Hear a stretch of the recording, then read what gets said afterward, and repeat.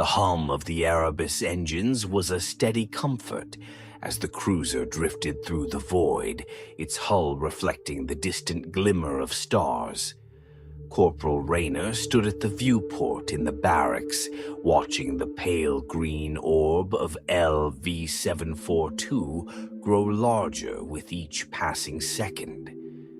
The planet looked dead, a lifeless ball of rock and ash, but the signal they'd intercepted said otherwise. "It doesn't feel right," Specialist Kendra muttered, leaning against the bulkhead beside him. She'd been their tech wizard for years, and her instincts were rarely wrong. Uninhabited planets don't just start broadcasting signals after centuries of silence. Rainer nodded but said nothing. The unease gnawed at the edges of his mind too, but the mission came first. Always. The squad gathered in the war room as Lieutenant Vega outlined their orders. His sharp features were bathed in the dim glow of the holographic display, which projected a wireframe map of the planet's surface. "We've pinpointed the source of the signal," Vega began, his tone as clipped and efficient as ever. "It's emanating from a structure roughly 2 clicks west of the landing zone. The architecture doesn't match anything in our database." "Could be old colonist ruins," Sergeant Halford suggested, though his voice carried no conviction. "Unlikely," Kendra cut in. "The transmission is too advanced, encoded, layered. Whatever built that structure, it wasn't human." A silence settled over the room. Vega let it linger before continuing. "Stay sharp. We don't know what we're walking into. Rainer, you're on point with Halford. Kendra, handle the tech." "Mills." He glanced at the youngest Marine, whose usual cocky grin was absent. "Stick to the group and follow orders." "Yes, sir," Mills said, though his voice wavered. An hour later, the squad was suited up and ready. The Erebus's descent was rough, turbulence rattling the ship as it broke through the dense atmosphere. The planet's surface came into view, jagged cliffs, sprawling wastelands, and a sky tinted green by the light of twin stars. The ground looked dry and cracked, as if the planet itself was dying. The drop pod landed with a jarring thud, and the Marines spilled out into the alien air. Their helmets filtered the atmosphere, but even through the environmental seals, Rainer could sense the heaviness around them. The air felt wrong, thick and almost metallic. "There," Vega said, pointing toward the horizon. The structure loomed in the distance, partially buried in the rocky soil. Its surface was smooth yet organic, its black sheen glinting under the strange light. As they approached, the scale of the structure became clear. It was massive, its walls rising hundreds of feet, adorned with strange grooves and patterns that seemed to shift when viewed from different angles. The entrance was a jagged opening, as if the structure had been torn apart rather than built. Kendra worked quickly, setting up a portable transmitter to decode the signal. "It's definitely coming from inside," she said, frowning at her screen. "But there's interference. Something is scrambling the data." "Keep at it," Vega ordered. "The rest of you, form up. We're going in." The interior was worse. The walls seemed to glisten, and the air grew humid, carrying a faint metallic tang that reminded Rainer of blood. Their boots squelched against the floor, which felt unnervingly soft in places. The deeper they went, the more oppressive the atmosphere became. "This place gives me the creeps," Mills muttered, his voice crackling over the comms. Focus, Vega snapped, though even he sounded uneasy. They found the source of the signal in a central chamber, a cylindrical console covered in pulsating veins that glowed faintly. The light was sickly, shifting between green and yellow, and the entire console seemed alive. Kendra hesitated before placing her equipment on it, her hands trembling. As she worked, Rainer's attention was drawn to the walls. They seemed to breathe, expanding and contracting almost imperceptibly. He clenched his rifle tighter, his instincts screaming that something was wrong. Then Mills screamed. The team spun around, weapons raised. Mills had wandered into an alcove, his flashlight beam flickering against something that writhed. Rainer reached him first, pulling him back, but it was too late. Mills was convulsing, his body shaking violently as his veins bulged and darkened beneath his skin. "Get him out of here," Vega barked. Rainer and Halford grabbed Mills and began dragging him toward the exit, but the walls seemed to close in, pulsing in rhythm with Mills' ragged breaths. Kendra yanked her equipment off the console, muttering, "This isn't just tech, it's biological. The whole structure, it's alive." As they emerged into the open air, Mills let out a guttural scream that echoed across the wasteland. His eyes rolled back, and he collapsed, his body twitching uncontrollably. Rainer glanced back at the entrance. The structure seemed to shimmer, almost as if it were watching them leave. "Lieutenant," he said, his voice low, "we need to burn this place to the ground." Vega didn't respond. His gaze was fixed on Mills, whose condition was worsening by the second. Finally, he spoke, his tone grim. "We'll deal with the structure later. For now, we get Mills back to the ship." As they carried him back to the drop pod, Rainer couldn't shake the feeling that they'd just awakened something that should have been left buried. The Erebus felt strangely quiet as the squad carried Mills into the medbay. The usual hum of activity, the clicking of boots, the murmurs of Marines at work, was gone, replaced by an oppressive silence. Rainer glanced down at Mills' face, pale and drenched in sweat, his veins pulsing unnaturally beneath his skin. "Doc, we've got a situation," Vega called out as they laid Mills onto one of the biobeds.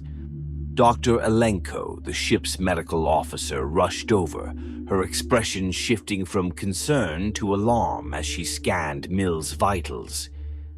"What happened down there?" "We're not sure," Vega said. "He touched something. It started almost immediately." Alenko activated the bed's diagnostic suite, her frown deepening as the holographic display projected Mills' internal vitals. His heart rate was erratic, his blood pressure dangerously high, and his cellular structure was changing. "This isn't a normal infection," she muttered, her voice tinged with disbelief.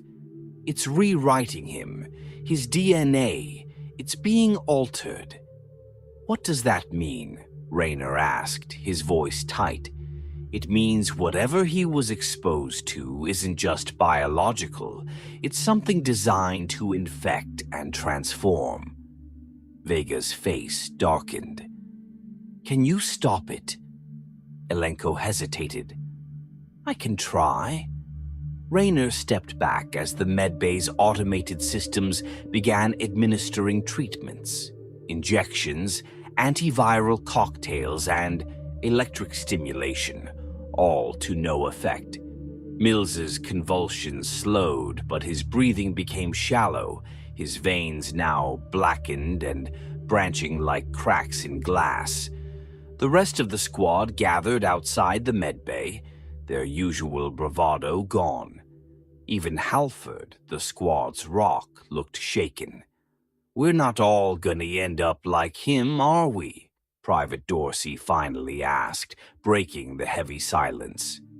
"Not if we stick to protocol," Vega said firmly, though his tone betrayed his doubt. "No one touches anything until we know more." Hours passed and the infection worsened. Mill's skin began to blister, the sores leaking a clear, viscous fluid that smelled metallic. His eyes fluttered open briefly, milky white and unseeing, before his body seized again. "It's spreading too fast," Elenko said, her frustration boiling over. "He's not responding to anything." Then the first scream came. It was Sergeant Halford, clutching his head as he staggered into the medbay. It's in my skull," he yelled, collapsing to his knees. His hands clawed at his helmet, which Rainer quickly removed. Halford's face was slick with sweat, his eyes bloodshot. Elenko ran a scanner over him. No, this can't be right." "What?" Vega demanded. "He's showing the same signs," she said, her voice trembling. "It's spreading through the ship." Panic erupted. Vega ordered the team to lock down the medbay and seal off the ventilation systems. But the damage was done. Halford's transformation was faster than Mill's. His veins darkened within minutes, his breathing turned guttural, and his movements became erratic. Halford grabbed the nearest Marine, Dorsey, and flung him across the room with inhuman strength. The medbay descended into chaos as Rainer and Vega wrestled Halford to the ground. His skin felt unnaturally hot, his muscles bulging and shifting beneath the surface.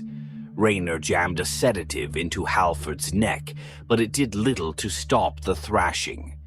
"Lieutenant, we can't contain him." "Step back," Vega barked, raising his sidearm. He hesitated for only a moment before pulling the trigger. The shot echoed in the medbay as Halford went limp, blood pooling beneath him. The silence that followed was deafening. Hours later, Rainer sat in the war room with Vega and Kendra. The lights flickered intermittently, a sign of the growing instability in the ship's systems. "We're missing something," Kendra said, poring over the alien data she'd extracted from the structure. "This infection isn't random. It's targeted, engineered." "Engineered by what?" Rainer asked. Kendra didn't answer immediately. She pulled up an alien schematic, the symbols unintelligible but the visuals disturbingly clear. It was a representation of a biological organism, veins, nerves, and something central, almost heart-like. "This," she said, pointing to the core of the diagram. "It's not just a virus, it's a parasite. It doesn't just infect, it integrates. It uses the host's biology to rebuild itself." Rainer's stomach churned. "Rebuild itself into what?" "Something worse," Kendra said grimly. "And it's smart. The signal, it's bait. The whole structure was designed to lure us in." Vega leaned forward, his jaw tight. "How do we stop it?" "We destroy the ship," Kendra said flatly. "The Erebus is compromised. If we don't stop the spread, it'll infect every planet we contact." Before Vega could respond, the ship's comms crackled. Help me." Mill's voice, distorted and broken, came through the speakers. Rainer froze. "That's not possible. He's dead," Kendra finished, her face pale. She pulled up the medbay's security feed. The sight on the screen made Rainer's blood run cold. Mill's body was no longer human. It had erupted into a mass of writhing tendrils and exposed muscle, his face distorted but still recognizable. He crawled across the medbay walls like an insect, his milky eyes fixed on the camera. "Join us," his voice rasped through the speakers. "Lieutenant, what do we do?" Rainer asked, his voice barely steady. Vega stood, his face a mask of determination. "We finish this. Lock and load, Marines. We're not letting this thing leave the ship." As they geared up, Rainer couldn't shake the image of Mills, the creature he had become, and the quiet, insidious voice that lingered in his mind. "Join us." Continuation of the story, coming soon.